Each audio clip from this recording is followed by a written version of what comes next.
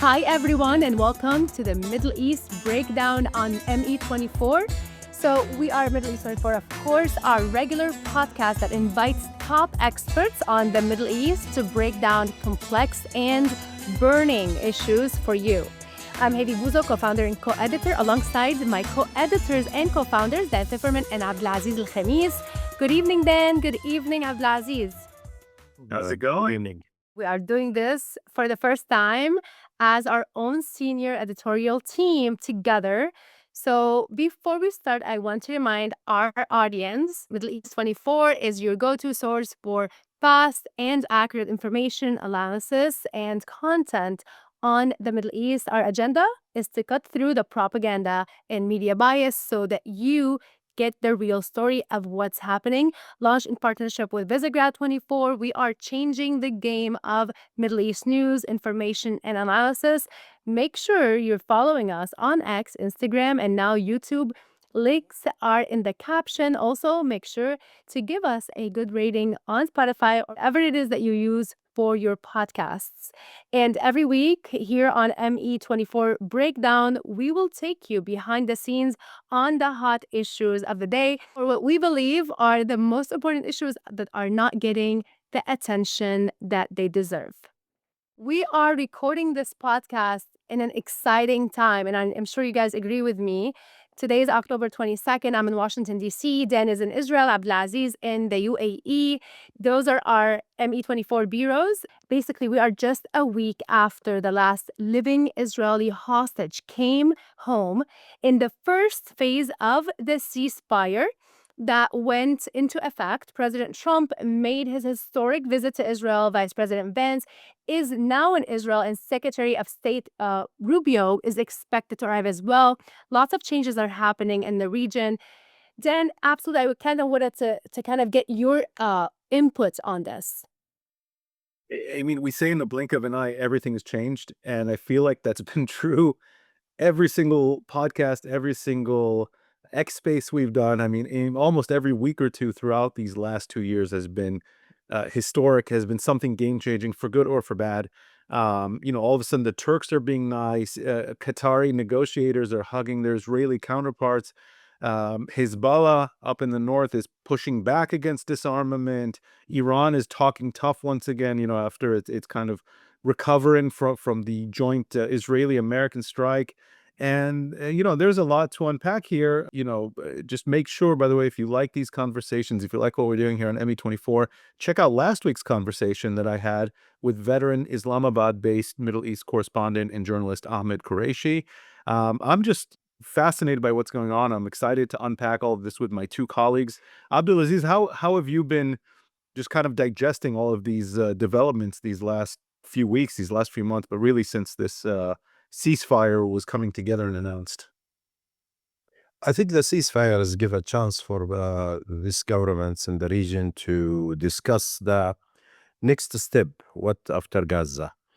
Hamas and Iran and Hezbollah try to hold back the negotiation and what will happen next. The Iranian have problems with agreement, and they don't know exactly what to do after what the whole world against their attitude, especially when they talk about nuclear program and they try to play around it.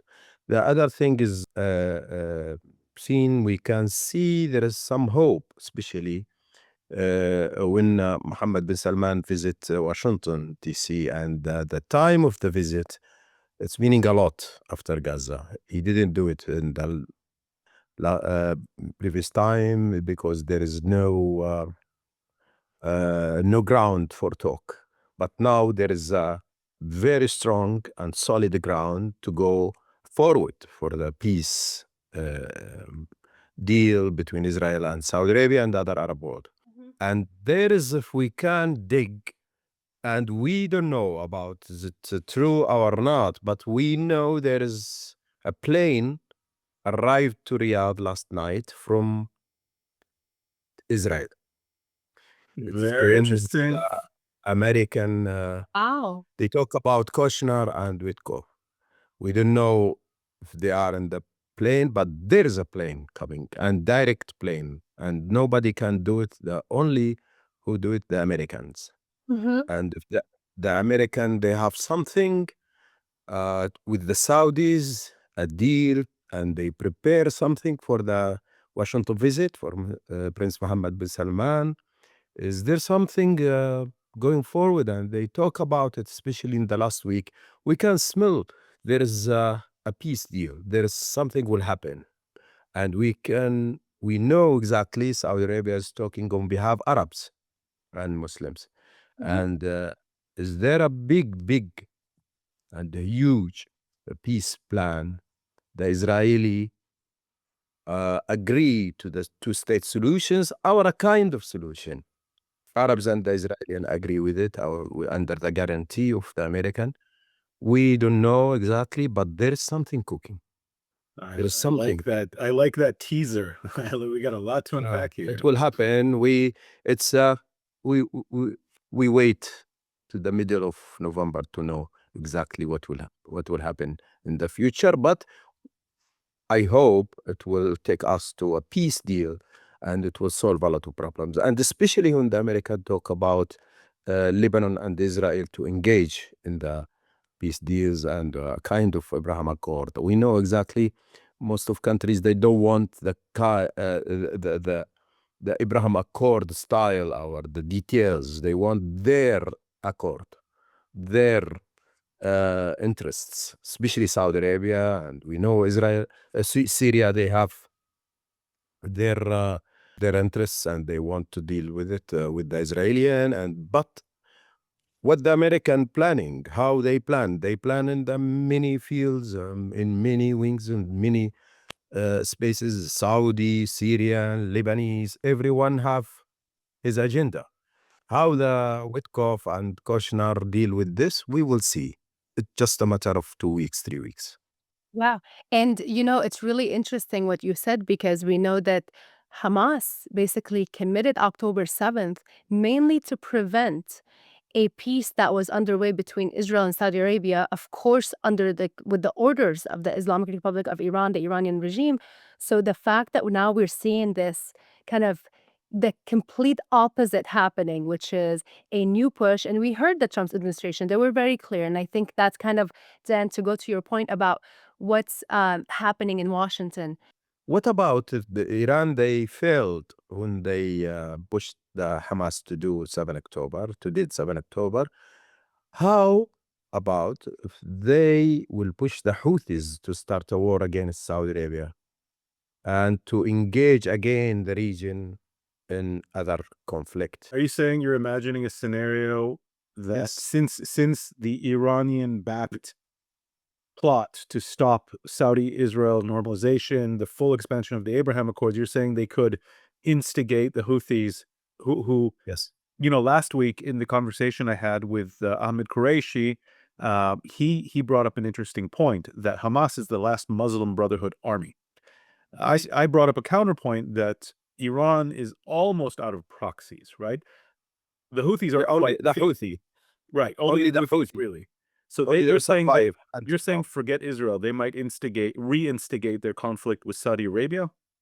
It's a time to try with the Saudi directly, to engage the Saudis and to hold and freeze the peace deal meetings and the way to go. But we will see. I think Iran will not stop Yeah. from trying to damage the peace deals in the region. Can you imagine this is what Iran tries to do as it's like their last resort? And we have a closer ties between Israel and Saudi Arabia, of course, under the rapprochement of the United States, that we'll see some sort of collaboration to kind of counter the Houthis between the United States, Israel, and Saudi Arabia together. I think that would be a major, plot twist. But I think it will be a big mistake of Iranian if they push the Houthi to do anything, because they will unite the world. They bring the American back to support the Saudis And we know there is the South forces, Yemeni South forces, they're hungry to go to the war against the Houthis, and they waiting for the day of liberate their land and to destroy the regime in Sana'a. Especially after we know the Iranian supply to Yemen is not like before. It's not it's not free like before. Before the American and the British, they allow the Iranian to supply the Houthis. They're not helping the Saudis.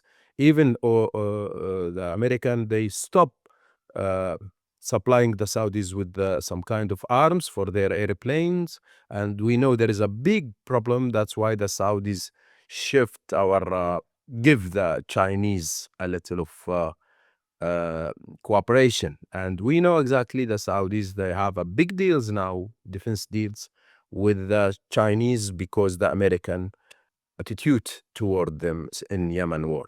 This one, maybe it will change now if the Houthi or the Iranian push the Houthi, same what they did with Hamas when they pushed them against Israel. We will see. I actually wanted to mention that, like what Israel did is that it definitely weakened even the Houthis. The Houthis are included among, I think there was a major commander of the Houthis that was just targeted and killed by Israel, right? Few days. The chief of staff of the Houthi military died from wounds suffered in the, it might have been June or July, a massive Israeli strike that took out a lot of the Houthi leadership. And there's one a little bit more recent, and we know that basically the massive blow to Hezbollah that's very much weakened.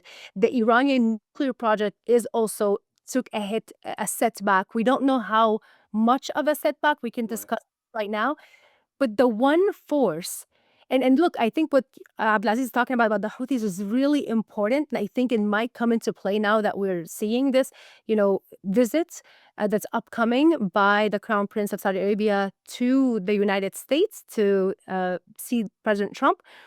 But the thing is that what about the Iranian-backed militias in Iraq? Those are the ones who are still somewhat intact, giving the major blow that other Iranian proxies have gotten from Israel. I think in Iraq, they're still like the strongest so far. And even Secretary Rubio said that a couple of days ago. I think yesterday he said these are the proxies that the Iraqi government has to disarm and dismantle. So I think, if I'm listening to what you're saying, if I'm listening to what Abdulaziz is saying here, if I'm listening to, the way that I see basically all of these conflicts happening in the region, right? Let's take a step back here. What have we had for the last really 2 decades? We've had Iran fueling and funneling different proxies virtually in every part of the region that are destabilizing, that are pushing back, not just Hamas against Israel, but the Houthis first against Saudi Arabia and the UAE. Only recently did they start attacking Israel. You have the Iranian-backed militias in Iraq. You had Hezbollah in Lebanon and Syria. You had, of course, the Assad regime who has been overthrown. And all of these were backed by a very self-confident, aggressive Iran, but an Iran that was always smart enough to be able to have deniability and say that it's behind the scenes. And all of a sudden, in the last 2 years, because of what you described earlier, Abdulaziz, is this basically strategic miscalculation by Iran. Maybe Hamas jumped the gun. Hezbollah had a chance to back out and they didn't, and Israel basically took them apart. We have a chance here at a major restructuring of the entire Middle East. And what is necessary here? What is the linchpin? You have, of course, Saudi leadership and money. You have Israel's ability to conduct phenomenal military strikes. You do have, like you said, the South Yemeni forces. You have the Iraqi government. You have the Lebanese army and the Lebanese forces. And the U.S. and the international community can back all of these. But, America has zero appetite to get involved on the ground in any of these fights. I think what we need to be seeing here, and this is what I would love if this is what emerges, if this is what can come out of, the Crown Prince's visit to Washington, the way the region has to work is, are you guys familiar with the term glocal?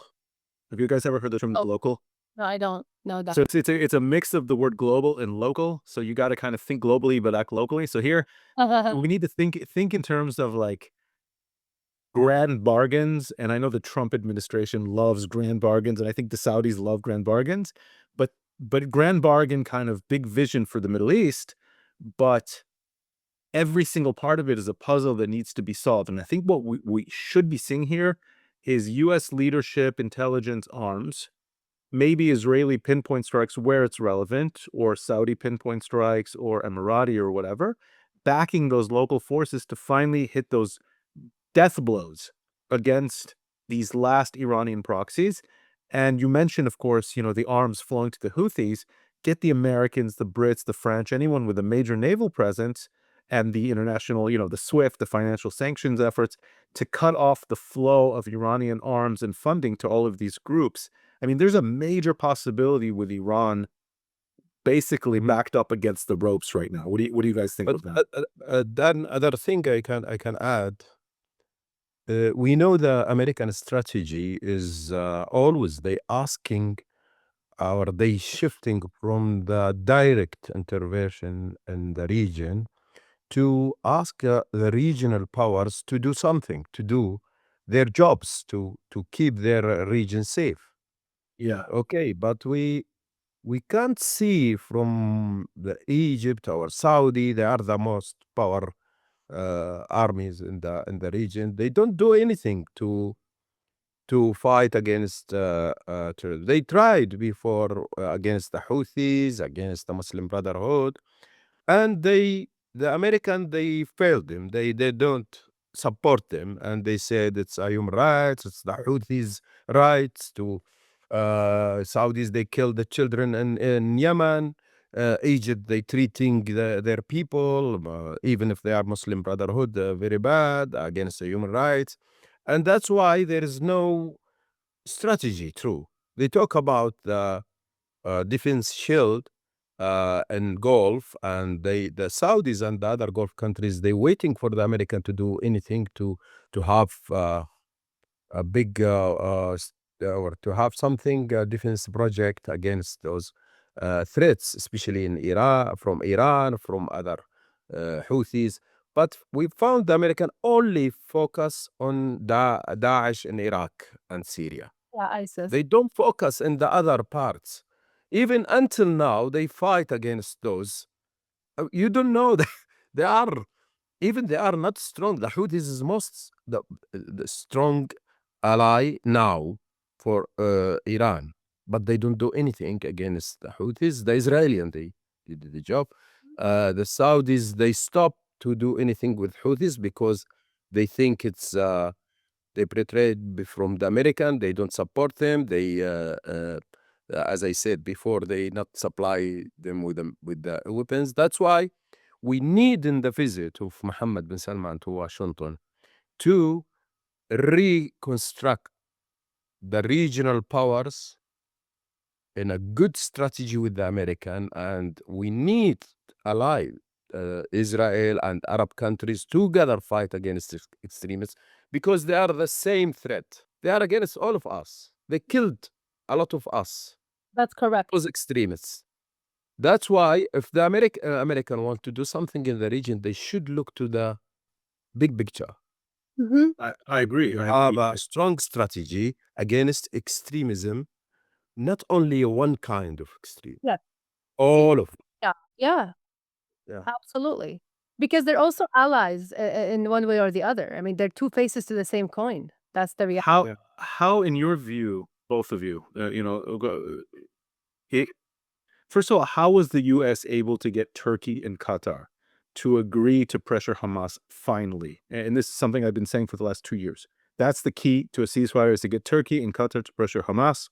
The Egyptians don't like Hamas, but they were also keeping them there. And then, is it a real, how do we continue? We, the United States, we, the Saudis, how do you continue to get Turkey and Qatar to be playing a constructive role in reining in Islamists versus the role they have usually played as, we'll call it, soft supporters, political supporters, financial supporters? I want to say that President Trump has a way of having relationships with countries that, they kind of like his personality, the way he comes about things is not like the American diplomatic, politically correct, traditional American president role. It's more of like Trump, being Trump. He has personal relationships. He kind of, is the kind of cordial towards these different countries that we may not. I mean, I personally, I definitely know that both Qatar and Turkey have played a very negative role in the region by supporting Islamist elements. Now, th- the way that President Trump does it is that he also is clear that when there is a threat, when the United States puts a red line, that red line will not be crossed. And I think that's kind of the kind of approach where he has his personality, he has his personal connections, but at the same time, when it comes down to it and they're not able to be effective in their mediation, the U.S. will act upon it. Look, I think that what Abdulaziz was saying about what is happening right now is that we have a reality on the ground that we know that even the Trump's administration, which has been active and effective in many ways in the way it approaches things, while there, of course, some people might criticize certain aspects about the way they come about things, I think that we know that this administration is only interested in implementing agreements and deals and peace, and this is the American interest right now in the region. It does not want to be involved in conflict. But at the same time, the conflict is upon the Middle East because we have these terrorist organizations that are still there, that are still active, and Israel has been the one consistent party that has been confronting these terrorist organizations. If we can, as the United States, create more of these connections and actually create relationships between countries like Saudi Arabia, like Israel, together to collaborate and cooperate in confronting, while the US, of course, will be there to back up and step in when it's needed to confront the threat, the continuous threat of the Islamic Republic of Iran and its proxies. I think more cooperation in the region under the US blessing, help, this umbrella is basically what is needed right now. Because know that yes, we have these issues, we need the American support, but the US is just not going to be the active main player on the ground, giving the posture of the US and the lack of interest of the US to go in these conflicts. But other thing, if we think about it, is the situation before the deal in Gaza is very, very hard, very tough. The attacking of Qatar, the attacking Qatar, it's bringing whole region to rethinking about where we go, especially those countries who support Hamas, who think about, the war is coming to my door, it's coming to me, the attack, they start attacking me. That's why the pressure is coming in Qatar and Turkey, from America, from Arab countries. Please stop this. Those guys, they will drag you to more damage, not only for you, but for us. We are a Gulf countries. We don't accept any attack on one of our countries because it's attacked to all of us. But who bring the attack? It's not the Israeli, it's the Hamas. Is that how it's being viewed there? When you host Hamas, it's meaning you host a threat to one of the countries in the region, especially a power in the region. And those guys in Jerusalem, they will not keep quiet. They will not look to you against them in your TV, in your hosting their enemies. And their enemies, they not coming to deal. They not accept a deal. That's why the Hamas accept, because they found themselves alone. And the money, Iranian money, stop. The only Turkish authority, they don't like them to stay in Turkey and to create problems for them with the Israeli. Qatar, they are not happy when they deal. They said, okay, we will help you to have a deal with Israel, but they not cooperate with Qatar. After that, there's attack on Qatar. That's why all of the countries advise each other, go have a deal. Those guys in Gaza, Hamas, and those leaders, they will bring us to a war in the region, and it's not good for us, all of us, especially for the Americans who are in the middle of this. That's why the American, they use the full power to bring all of those to the table. And Hamas, they found themselves, they will be throw outside Qatar and Turkey, and where they go. Even they talk about Algeria, they refuse to accept them. Nobody accept them. Nobody want them. They're coming with the problems. They come and other things. They did the mistake. All of the Arab, or even I know so a lot of people, the thinkers of Muslim Brotherhood in the region, they said 7 October is a big mistake. Even their party, Really? side Muslim Brotherhood, Why?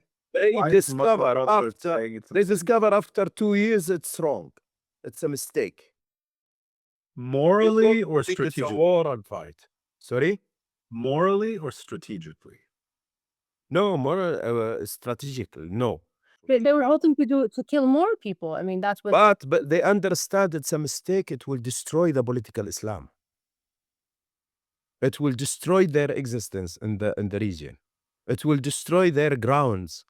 That's why they are very upset, and they said you did a mistake and you should now go and cool things for a time. I mean, ironically, Hamas's attack was detrimental on the military side to all of Iran's proxies, and now you're saying on the political side to all of Muslim Brotherhood's political gains, because essentially the entire region, one of the interesting, fascinating things about the Trump plan, the Sharm el-Sheikh summit, is that everyone backed the Trump plan, which calls to disarm Hamas, to recognize Israel, essentially to end the war more or less on Israel's terms. And I don't think Hamas was counting on that. I think Hamas wanted to achieve exactly the opposite. Hamas, they needing time only. Mhm. And the problem they give the Hamas, until now, they give Hamas the time. Hamas, they know the damage, and they know there is no support inside Gaza for them. They know they control people by force. They know there is no, everybody in the region, they accuse them. They are behind all of this mess. That's why Hamas, they want just a time, and they got it now, but still they are afraid from what the 20 points will bring to them if they will remove them from Gaza. Now they try to deal like this. Okay, we agree for a Palestinian Authority or a independent Palestinian authority to come to rule. We will not be the rule, but don't touch us. We will leave you to rule Gaza, but it's meaning we need time. Give us a time. Do what you want for 1, 2, 3 years, and after that we will do same what they did It's not before. all over again. Exactly. I actually have a question to both of you. What do you think of Hamas's situation right now? Because Abdulaziz, you were saying like their popularity is completely sunk all over the region. Even in Gaza, a lot of people are coming out and hating them, and we saw what they did. They came out of the tunnels immediately after Israel stopped their attacks on them, and they started executing Palestinians, and they filmed themselves, and they tortured Palestinians, and they published their own videos. What do you guys think? Like, I want to know from Abdulaziz and you, Dan, like, what do you guys think of the reality of Hamas today on the ground? Like, now they control a portion of Gaza, not the majority of Gaza, but what is like the steps? Like, there's now phase 2 that's coming up. So what do you expect we're going to see there, and what will happen to Hamas? Like, how would Hamas be eliminated completely? Because I think that's kind of the purpose and the hope for a lot of people in the region. There's a puzzle here that needs to be figured out. And I think the Saudis and the Emiratis are going to be absolutely critical here. And that is, first of all, right, they don't control Gaza. Technically, Israel right now controls 53% of Gaza, but mostly not the population areas. And then there's an area in southern Gaza that has been Hamas free for a while. And it's the IDF kind of gives it the backing, but inside it's mostly, I think it's the Abu Shabab gang. It's one of these, militias that's anti-Hamas. I mean, they're not good guys, but they're anti-Hamas. And there you've had an inflow of aid. There's no fighting, there's no violence, there's education is coming back. You saw at least a couple months ago what looked like the beginnings of de-radicalization. So you have a couple options here. What I think should be happening, what I'd like to see happening, is these and by the way, Israel could have done this a year ago. This is something upsets me that wasn't done. Slowly but surely expand these Hamas-free zones that the IDF kind of ensures the area around it. And then inside, empower non-Hamas actors. And here you have to have the Arab states, some of them for security, some of them for de-radicalization, education, and reconstruction. And because, the only way to fight Hamas or any radical group or ideology, and part of what they do is they build a dependency on themselves. And so they use the dependency to ensure radicalization, either by force, like you said, Abdulaziz, or through the fact that, hey, you want food, you want education, you want medicine, we're your go-to. I mean, that's how they came to power in Gaza in the first place.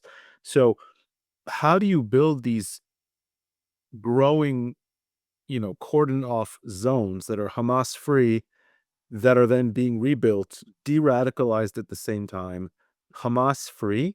And that gives also an alternative. Gazans will probably want to flow into those areas as opposed to the Hamas controlled areas. Now, my question here, and this is the big question that we're going to have to answer in the coming weeks, and I hope, the Americans have the answer, because Israel certainly doesn't.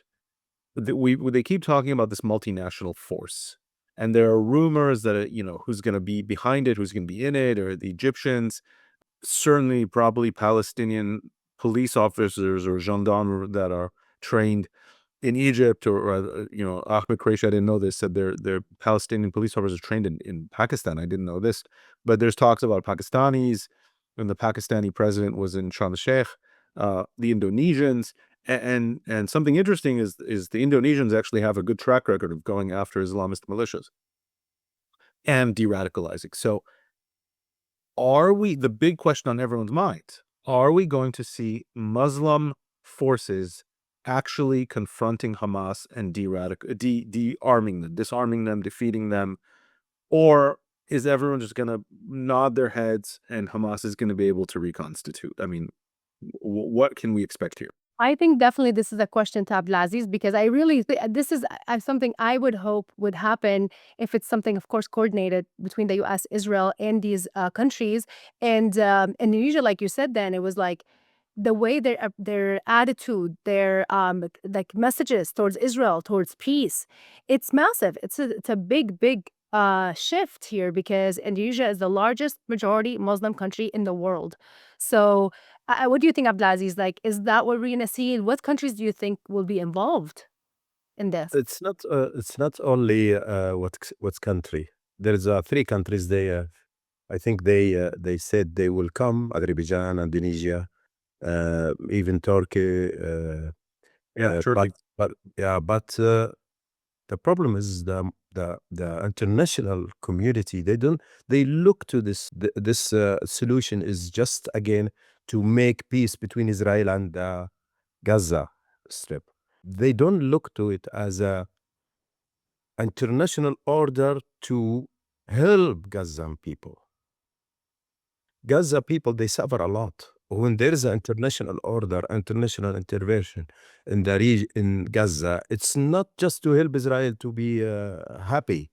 It's just, it's the main goal for this forces should be helping Gaza people to Absolutely. live in a peace. And this is the problem. They don't understand it. Even some people, they're responsible about strategies in the region and in the world. When you go to Gaza to create a force, you not create it to like a UNIFIL in South Lebanon. You create a force to help Gazan people to live in a peace and to have a good program to construct Gaza. How come you invest and you put billions and Gaza still alive? in Gaza. Sorry, Hamas still alive in Gaza. It's meaning you did the mistake again and again and again. Like if you go to Lebanon, but billions and Hezbollah controlled Lebanon. But it's satisfy Hezbollah and satisfy Hamas. It's not satisfy people in Gaza. Because Hamas, they will come and said, okay, we bring money for you. We did the peace deal because we want you to leave and to have to rebuild Gaza. But those forces, if they come, and I doubt it, without international order and without a real will from those countries and especially from Egypt to come to Gaza, they should come to remove Hamas from the power. How? And issue and help the Gazan to have a good technocrat government. If they just coming if they just coming to deal to have a deal with Hamas, this is very bad. If they come, they said, okay, Hamas, we just be aside for a time being. Okay, we will satisfy the American and the Israeli, and after that, you can do what you want. Okay? How do you get these forces to actually confront Hamas? Is that something we can expect? It's by force. There is no solution. Well, Hamas will they do it though? Hamas will not leave without force. Yeah. And with international forces, not Azerbaijani or Indonesian or those guys. We call it in Arabic masakin. How they will come to fight for what? I am coming from Indonesia. For what I fight Hamas? The Indonesians are actually good. For what I call my boys because Hamas in a power or Fatah in a power? So who do you think should do it? The Palestinian and Arabs. The Palestinian and Egyptian and Saudi, Emirati, Qatari, those come with the power to say to Hamas, go out, or we will come inside and clean Gaza. Do you see that? Especially the Palestinian Authority. Do you see that happening?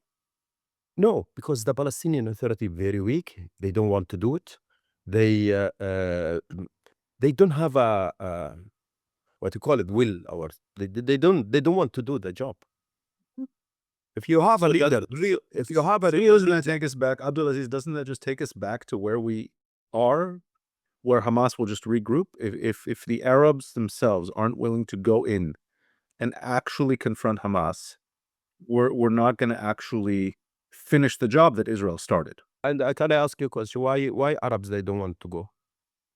Because they understand it wrongly. They said if we go to remove Hamas, it's meaning we go on behalf of Israel to help Israel, and this is the mistake. It's a big mistake. The Arabs they don't understand. If they go to help Gazan people, not Israel. The situation in Gaza need very strong Arab leaders. They get the decision, they go to do it, and they can. Abdulaziz, that's a really interesting point and something that is definitely worth pointing out. And you know, there's unfortunately, I think there's good sides and bad sides to it, as weird as it is to say from an analytical point of view. Since literally the day of the ceasefire and the second Israeli troops got out of Palestinian areas in Gaza, population centers, Hamas began publicly executing dozens of Gazans, anyone accused of or suspected of either going against their rule or collaborating with the Israelis. And you don't, like you said, you don't hear a peep from the Arab world. You only hear, you know, concern from the international community.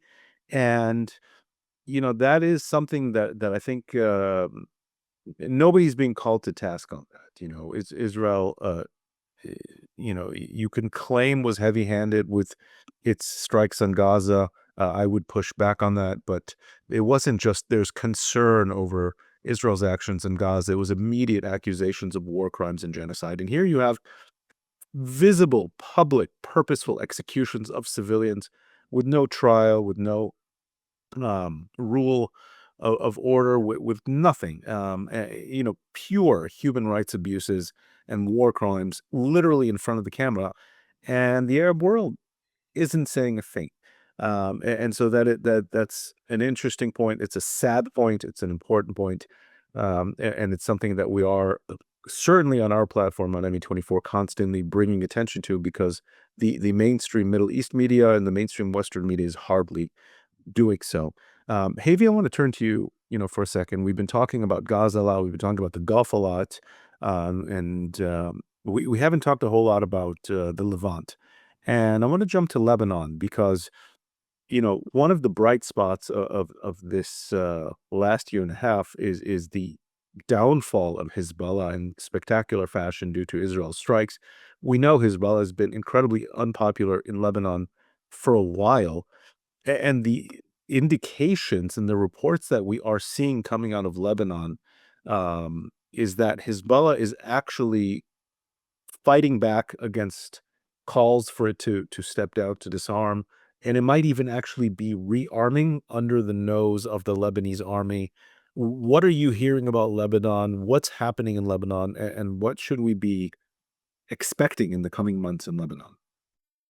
Very important question. Then I actually wanted to kind of touch base on something you and Abdulaziz were just saying. This idea of like, if you criticize a terrorist organization or a dictatorial regime like the Assad regime, for example, first thing they say, you are an agent of Israel. You are a Mossad agent. You are a traitor. This is basically kind of any criticism of them and all of their horrible actions is literally immediately put like, okay, so you're a traitor and you're an agent of Israel, and that's why we're going to execute you. And basically, this is what Hamas is doing to the people in Gaza. In Lebanon, Hezbollah, to the point, let me tell you what Hezbollah did in Lebanon. Hezbollah created a military tribunal in Lebanon. That's the level of infiltration of Hezbollah in Lebanon, okay?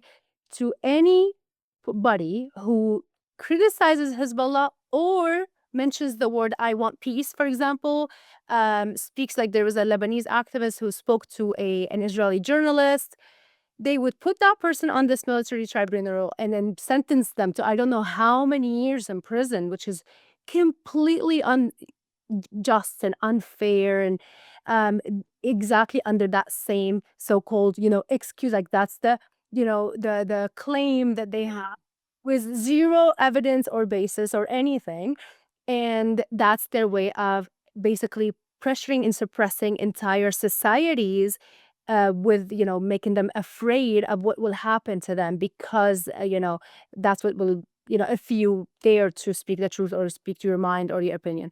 So what happened in Lebanon, which is really interesting, is that now Hezbollah is weakened. Of course, we cannot underestimate what Hezbollah has done because Hezbollah has been also in Lebanon for decades, putting and having their arms in different places. And that's, I think, the challenge that Israel is facing. That said, there is a major shift that is happening in Lebanon on a public level. Now, of course, for the first time, we're seeing that the Lebanese government, the Lebanese military are saying, oh, we want to disarm Hezbollah. They're now empowered. They're now emboldened because Hezbollah is weaker. Now, while Yeah, but do they have the capacity to actually disarm Hezbollah? I personally don't believe so. I think that there's like the elephant in the room, the thing that nobody is talking about is like literally the reliance is on Israel to continue weakening Hezbollah, continue bombing Hezbollah sites. So that will empower the Lebanese military, the Lebanese government more and more to be able to, if they do have to make the last push, they will be able to do the last push. But without Israel's intervention, I don't believe that we're at the point right now where they are able to do it on their own. We also have to remember that Hezbollah has been infiltrating the Lebanese military for decades. And that is still the case. Now they're fighting against that. You see a shift in power that's happening. The power dynamic is shifting against Hezbollah for sure. But they're not able to do it themselves yet. But what's really interesting is that not only we're seeing those, calls from like the military, from the government, but from actual people. So you see a rising number of people in Arabic on social media, Lebanese, who are saying it out loud that that's what they want. They want peace with Israel. They don't want to be controlled by a Iranian proxy. We saw the treatment of how Larijani was treated in Lebanon in a way that's very unprecedented that happened a couple of months ago. But literally, a couple of days ago, there's Marwan Ahmadi, who was a very major Lebanese political personality. And he was actually, there was an attempt to assassinate him by Hezbollah and the Assad regime at one point, and he survived it. He appeared on I-24, Israel 24. And in those military tribunals that Hezbollah creates, he could be tried to, for just doing that. Literally, that's a crime. That's committed. It's a crime under the rule of Hezbollah, the occupation of the Iranian-backed Hezbollah. Unbelievable. But he actually did it, and Hezbollah, nothing happened. 2 days ago, Marcel Ghanem is a very famous Lebanese TV host. He actually hosts one of the most watched Lebanese TV shows. And he said it on his show, "It's not a crime for me to call for peace with Israel. I want peace with Israel." He said it on his show, and he was not afraid. So there is a rise in number of courageousness of people just, saying like, "Okay, we're not afraid anymore. We're gonna say it as it is because of the decline in Hezbollah's power in Lebanon."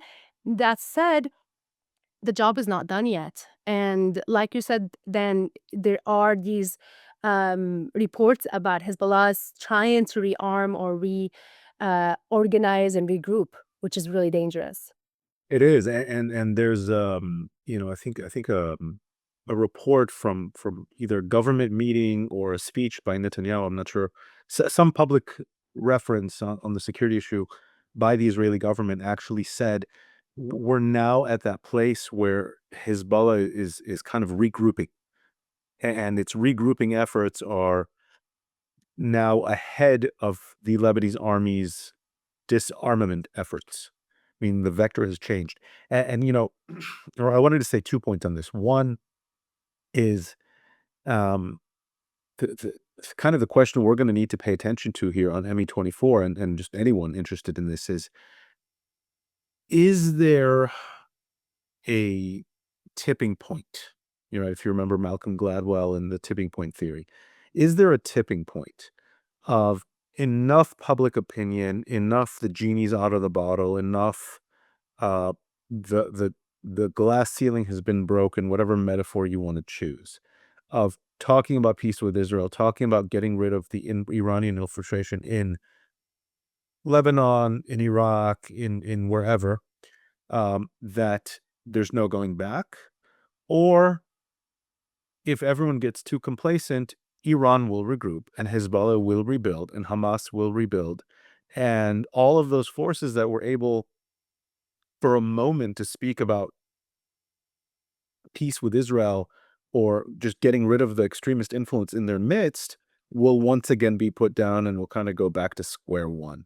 And that's kind of what concerns me here. And this brings me to my second point, Havi. And something that Abdulaziz touched on earlier,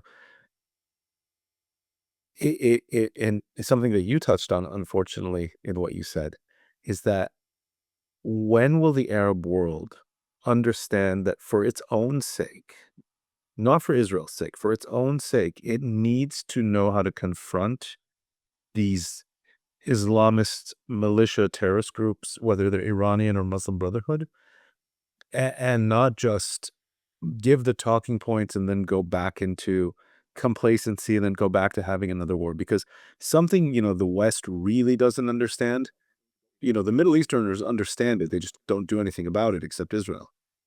The biggest threat, the only threat to stability, to prosperity, is the Iran-backed or the Muslim Brotherhood-backed militia and terrorist forces.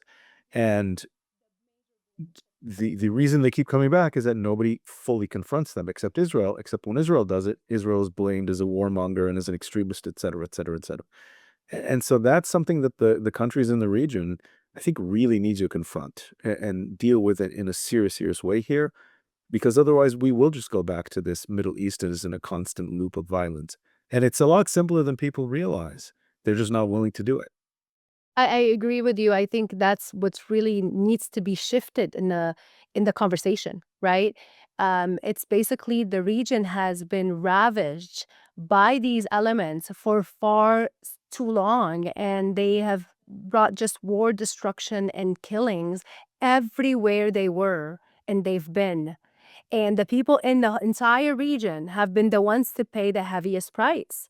So, of course, it has to be about, how are we going to be free from this? This is killing us, right?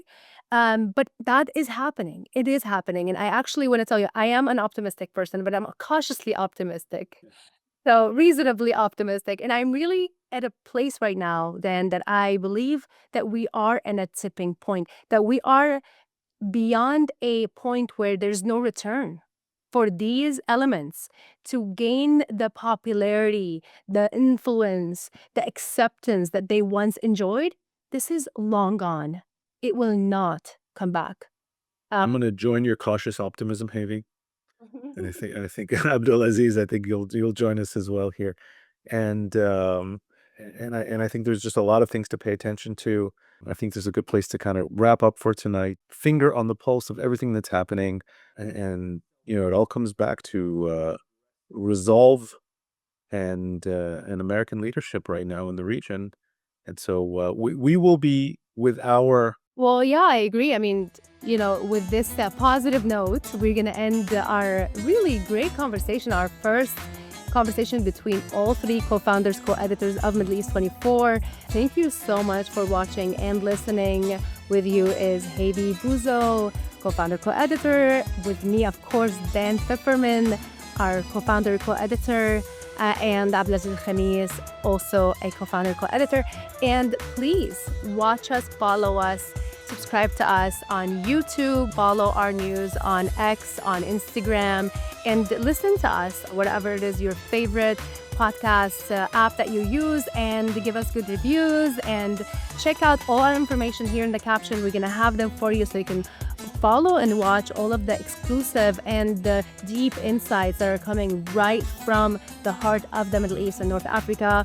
And stay tuned for our next episode of ME24 Breakdown next week.